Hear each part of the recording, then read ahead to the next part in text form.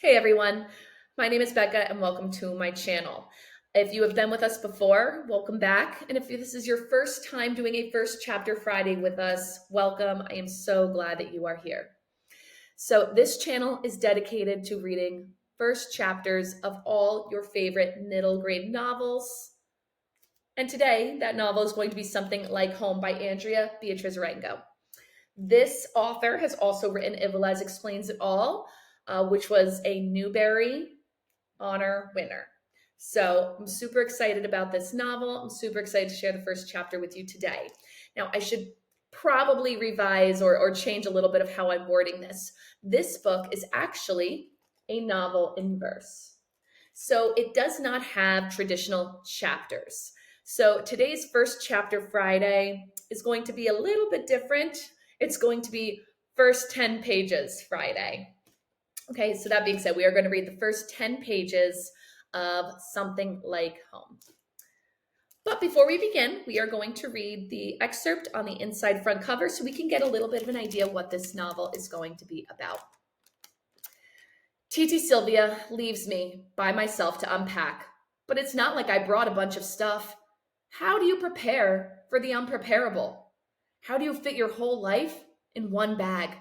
And how am I supposed to trust social services when they won't trust me back? Laura Rodríguez Colón has a plan. No matter what the grown-ups say, she will live with her parents again. Can you blame her? It's tough to make friends as the new kid at school. And while staying at her aunt's house is okay, it just isn't the same as being in her own space. So when Laura finds a puppy, it seems like fate. If she can train the puppy to become a therapy dog, then maybe she'll be allowed to visit her parents again. Maybe the dog will help them get better and things will finally go back to the way they should be. After all, how do you explain to others that you're technically a foster kid, even though you live with your aunt? And most importantly, how do you explain that you're not where you belong and you just want to go home? All right. I don't know about you, but that first chapter really pulled on my heartstrings for Laura. Sounds like she's really going through it. All right, we are going to dive right on into that first chapter. Or like I said, it's not really broken up into chapters. It's broken up into kind of these mini verses. So this first verse is titled Time and Space.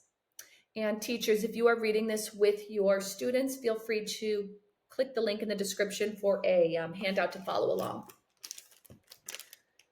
Time and space. The drive to Titi's house takes exactly 18 minutes. I know because my current Rubik's Cube solving time is about 2 minutes, and I solve my scratched up faded cube a grand total of 9 times. I can feel Janet watching me in the rearview mirror, probably wondering if I'm okay, and I wish for the 100th time that I could twist my way out of her too clean car, line my life back up as easily as the sides of my cube, erase all the ways I messed up this weekend. So that instead of driving to the rich side of town, I'd be at my parents' bright red food truck. And instead of a black bag of packed clothes at my feet, I'd be dishing up plates of yellow rice for my friends. Janet doesn't actually care how I feel. She's just here because it's her job. So even though she offers to carry my bag after we park, even though I'm sweating through my shirt and my glasses keep slipping off, I carefully put the cube in my sweatpants pocket, lift my bagged up things with my own 2 hands, take a deep breath, ignoring Janet, and start walking by myself toward my aunt's door and my weird, weird new life. Did you know? Most birds don't recognize their family members after more than a year has passed. So it makes sense that I'm wearing my favorite owl shirt as I stare at a woman I don't recognize, but that Janet assures me is my aunt. Titi Silvia is a doctor, but one that looks like a model, like the doctors on those TV shows my mom won't ever let me watch. And even though I usually try not to care about the clothes I wear or how they fit, I definitely care today. As I feel her staring first at my hair and then at my wrinkled clothes, moving down to my socks and slides, and then back up to my stomach, like everything about me is out of place, different from what she'd like. I don't know how I'm supposed to greet her, this woman that is basically a stranger and who looks nothing like me. So I just shrug at her awkward hola, wait for her to tell me where to put my stuff, and then I leave her and Janet talking and hide in the office, aka my temporary new room.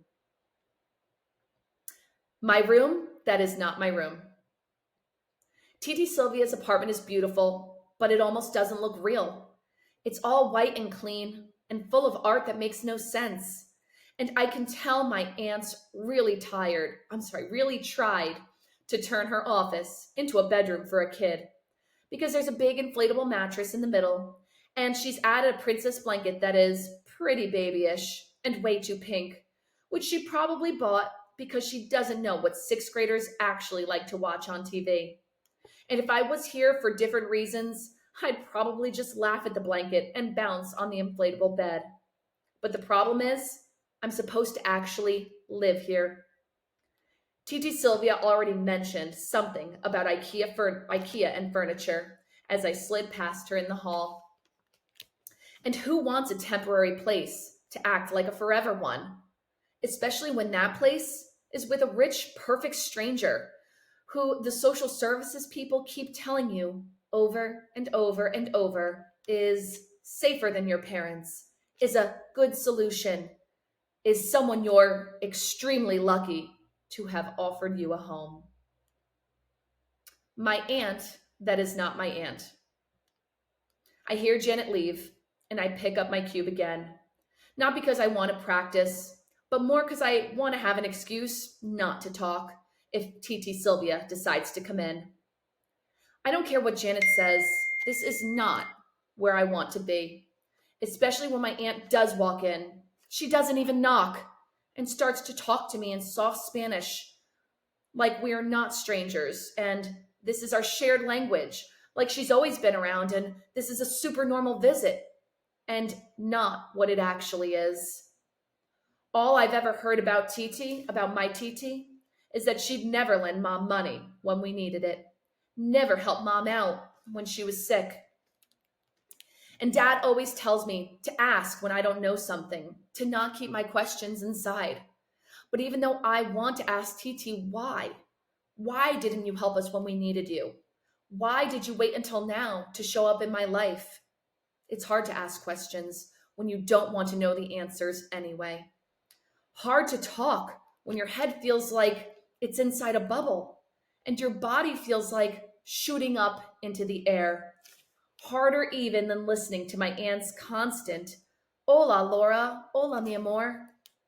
And so without looking up from my Rubik's Cube, I just lie and say, "No hablo español." Yo say. The truth is, I do speak Spanish, a little bit, just not the way Titi Silvia does. Dad was born here and understands it better than he speaks it, so I only ever spoke it with Mom. And if I'm being honest, whatever we were saying was more a mixed Spanglish than whatever it is that Titi talks. The food we sold at the food truck, I got you. Prices and customer service, nobody's ever complained. But Titi is fast Spanishing awkward stuff about her recycling system and what my new school will be like. And it's not that I don't understand her. I do, but not as perfectly as I did Mom. Unpacking. Titi Silvia leaves me by myself to unpack, but it's not like I brought a bunch of stuff. How do you prepare for the unpreparable? How do you fit your whole life in one bag?